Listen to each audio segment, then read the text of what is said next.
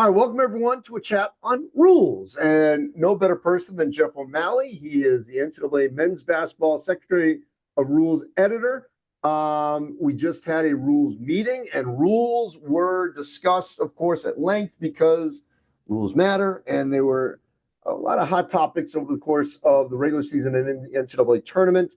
I'm going to throw a couple out at you, and then I want you to sort of fill in the blanks. But one that really jumped off the page for me, Jeff, was on the flagrant 2 below the belt in the groin area, because there were some significant incidents this past season where it was an automatic ejection, and it was sort of open into that interpretation by the official of intent.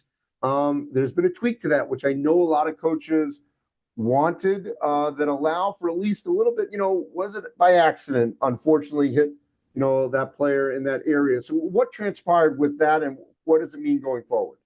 Yeah, well, our rule on the books last year was pretty hard and fast. And unless it was clearly accidental, you were ejected from the contest. It was a flagrant 2 foul, and you were ejected from the contest. And I think our officials struggled with what is clearly accidental. We looked at pretty much all of the clips from the games last year, and there was even debate in the room, right? What is accidental and what's not? So the committee really wanted to give officials some leeway on how to adjudicate those plays. It is still going to be an F2, so it is, if it happens, you start at an F2, and then if then you look at the result of the contact. Was there intent? Was how severe was the injury? And then you can step it down from there, right? It could be a flagrant 1, or it could be a common foul. And it's really similar to how we officiate blows to the head. When you look at a blow to the head, you think of F2 first, and then you see if it was a glancing blow. You see if the person really sized up the player that they were going after. And those are going to be similar things that we look at in terms of these contacts to the groin area.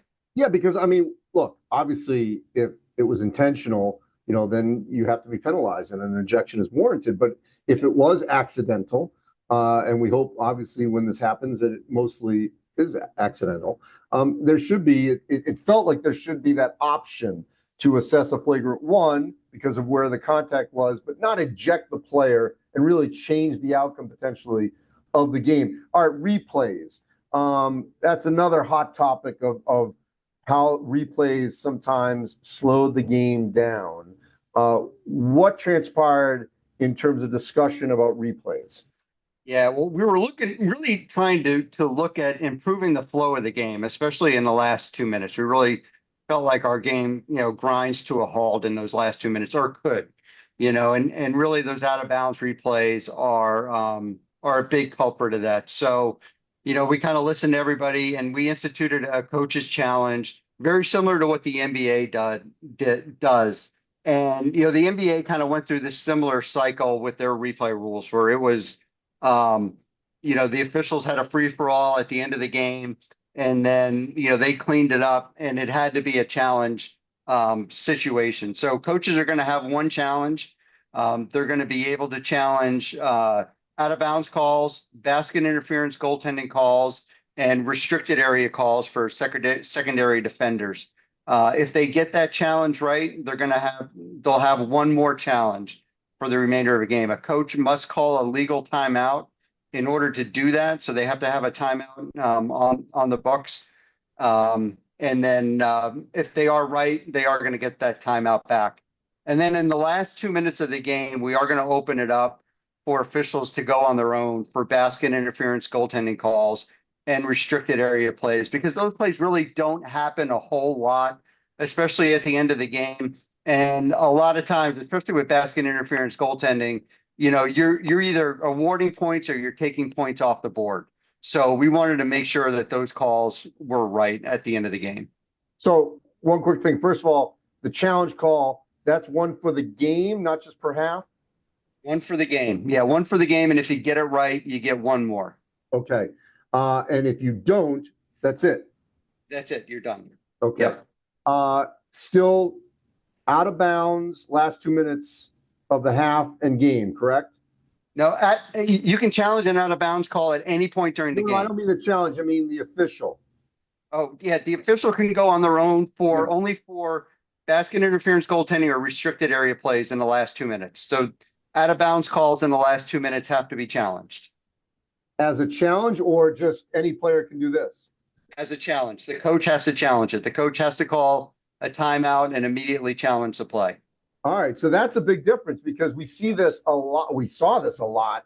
And I'm motioning with my finger if you can't see me here, where Yes. everyone would spin the finger and say, hey, let's challenge it. And that was happening consistently. And there were a number of different times where I remember I was at games and we're like, oh, we all saw Yeah.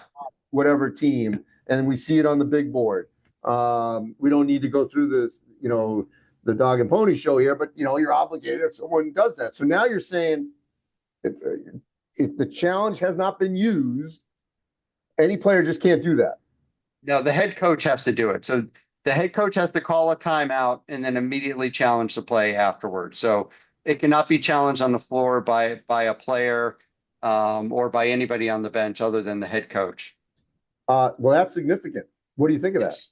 Oh, I really like it. I think it's going to really help clean up the end of game. It worked in the NBA level. It gives our coaches, a stake, right? We've been hearing that they wanted a coach's challenge.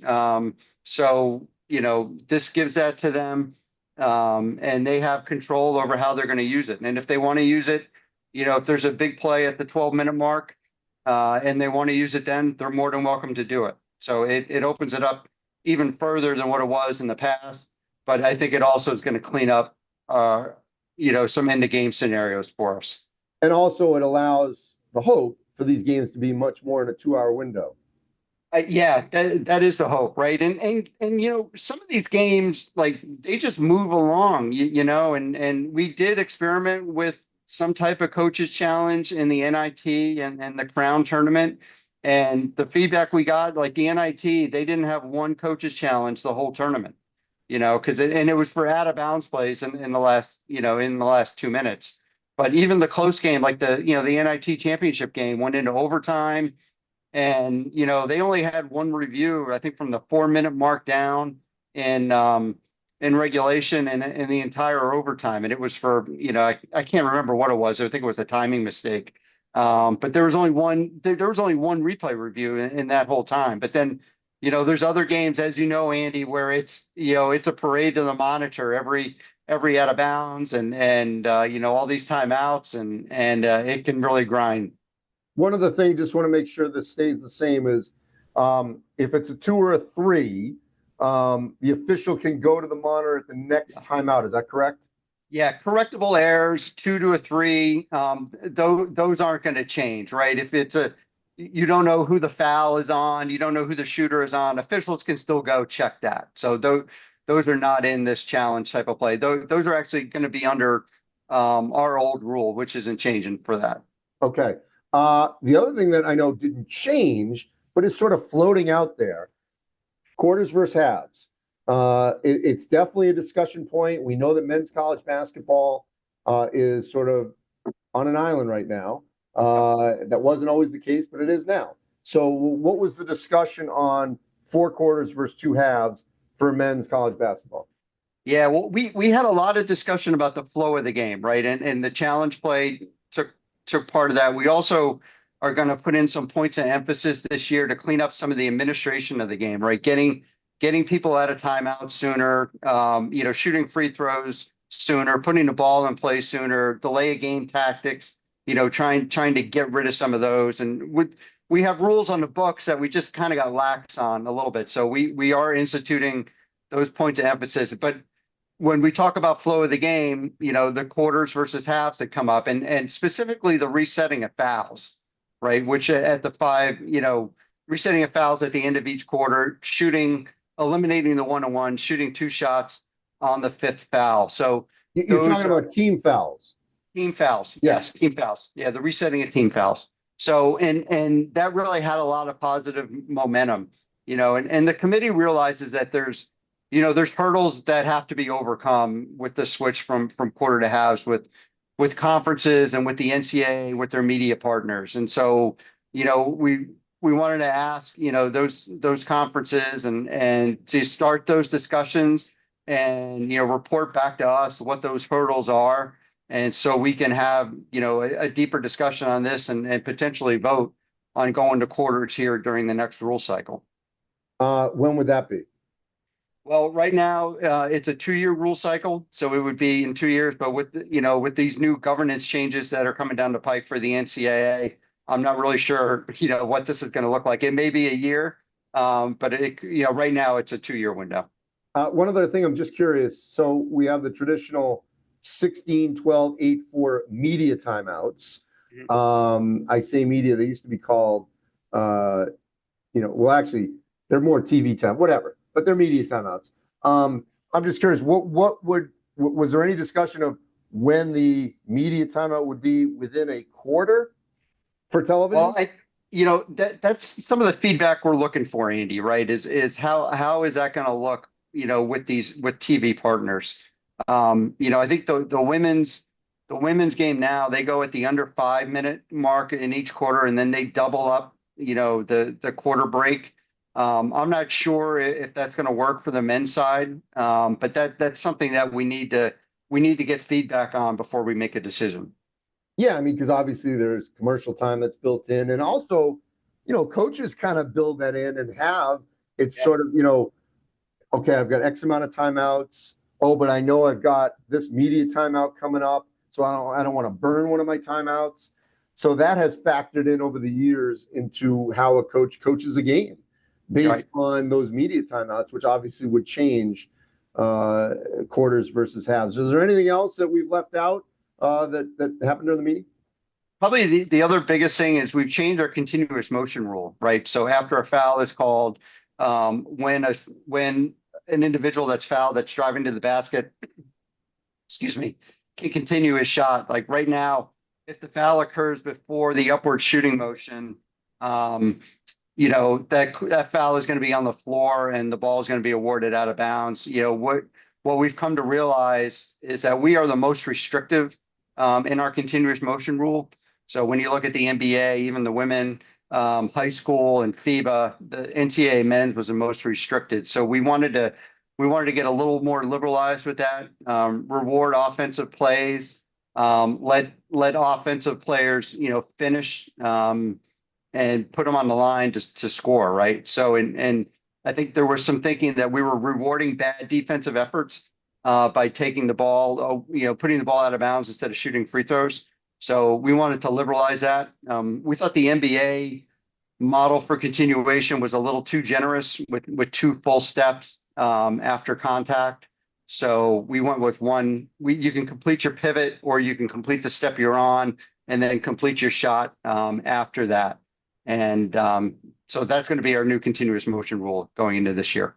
All right, love it. Love the ability to adapt and change. It's going to be really fascinating to see how this all plays out next season, especially with the monitor, because that's obviously been a big point of contention. Jeff, as always, I really appreciate your time and sort of explaining it to everyone. I know this is going to be incredibly helpful. Appreciate you. You got it, Andy. Thank you.